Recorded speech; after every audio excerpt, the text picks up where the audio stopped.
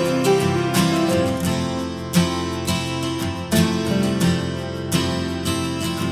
everyone, my name is Taryn and thank you so much for stopping by.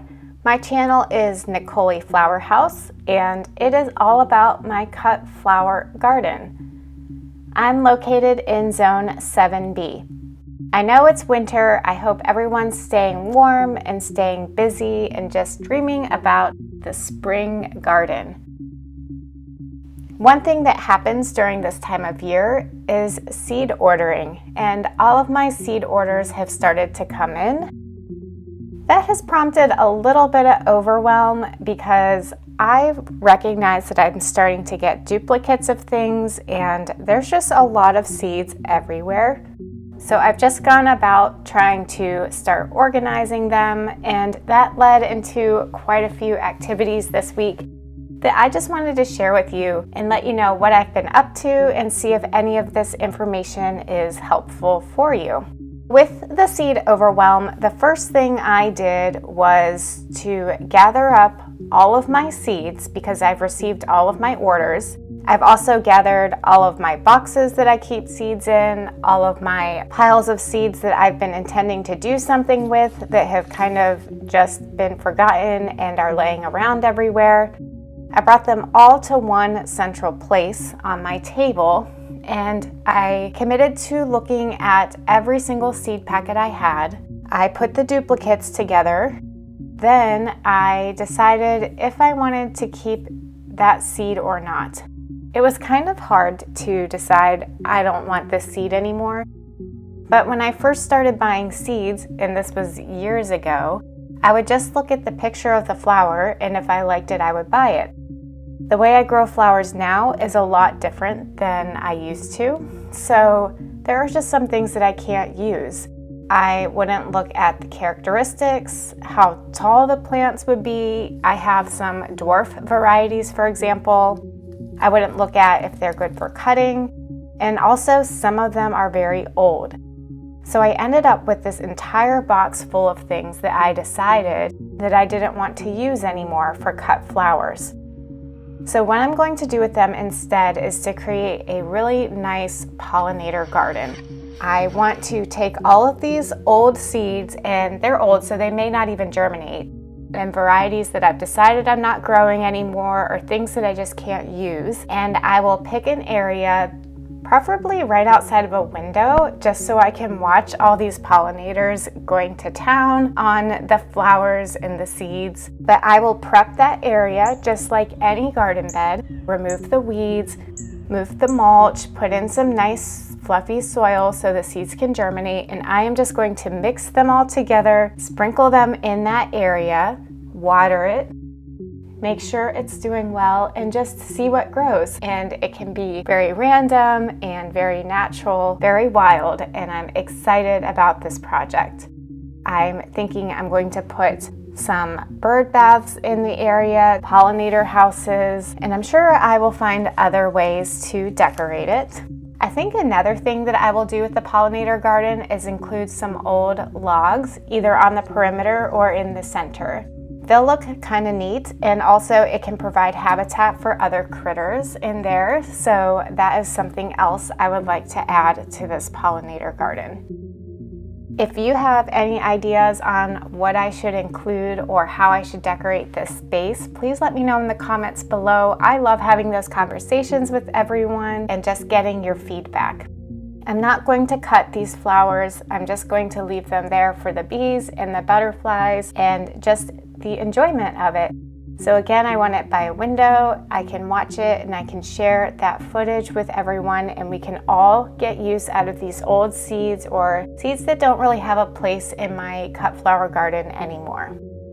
The next thing I did was take my remaining seeds and I created two different boxes.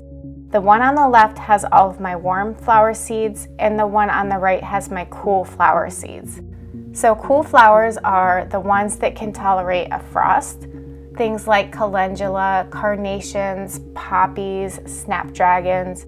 And I wanted to create that separation because it helped me organize my seed starting process, because those are the seeds that I always need first. So I have them separated into their own section. Also, I've outgrown having one box, so I needed two, so I thought that was a good way to do that.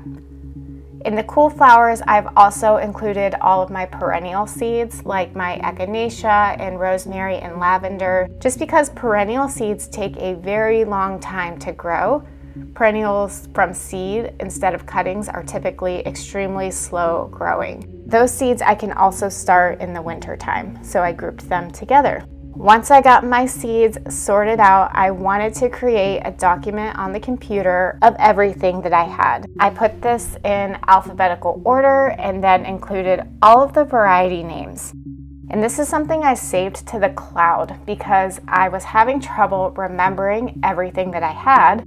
I have a really big collection, so I tend to pick the same things I like over and over again, and I just order multiples. So this way, I can pull this document out on my phone anywhere I am, even if I don't have my seeds with me, and make sure I'm not ordering more than one of the same thing, or more than I need of the same thing, I should say.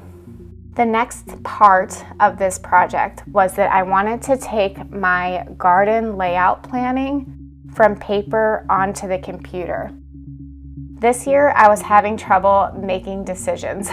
I kept changing things around, and every year prior, I've always written this out on paper, but the garden is just getting really big, and so it's getting too overwhelming to try to figure out a plan in my head and then just write it down. I was sure to include every single garden space, the current garden boxes, plus any new ones that I'm planning on having for this season, and I made sure all of those spaces were included on the garden plan. Then I just decided how many plants could fit in each space. I left columns for that, so I wouldn't have to redo the math over and over again. I knew in a 3-foot by 10-foot bed, which is what the majority of my boxes are, that about 60 plants will fit in there at an 8-inch spacing and 120 at a 6-inch spacing. I wrote all that math down, and then I went about planning which plants I wanted where. Now, one of the struggles I had with that process is that I couldn't remember what each variety looked like. A lot of the seed packets don't have pictures, like these Johnny's seed packets, there's no pictures. The floret ones have very beautiful drawings, but I'm a very visual person. I like to see colors and just actual photographs of the flowers, and this helps me in the planning process. I kept Google imaging all of these varieties repeatedly, and I just was wasting a lot of time because I kept doing the search and saving the images, and they were all over the place, and I just needed a new system. So I wanted to create an image catalog of all the seeds that I have. It's going to take me a long time, but that's okay. I have time in the winter to do this. So I just opened Google up on my phone and searched for the variety name and the farm that grew it. So this is a carnation variety by Floret. I just screenshotted the image on my phone, and then I opened it back up and cropped it. And when I was doing the cropping, I made sure to include the variety name and the farm that it came from on the image. Before I came up with this system, I was just saving the photo images to my phone, and that was fine, but the variety name and the farm wasn't part of that image, so I would have to click on that image to bring that information up to see it.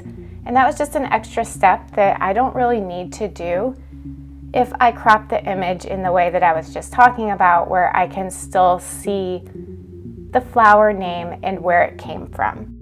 This will be extremely helpful for planning garden beds because it'll help me remember which is which and what it looks like. But also, it's really helpful in planning placement.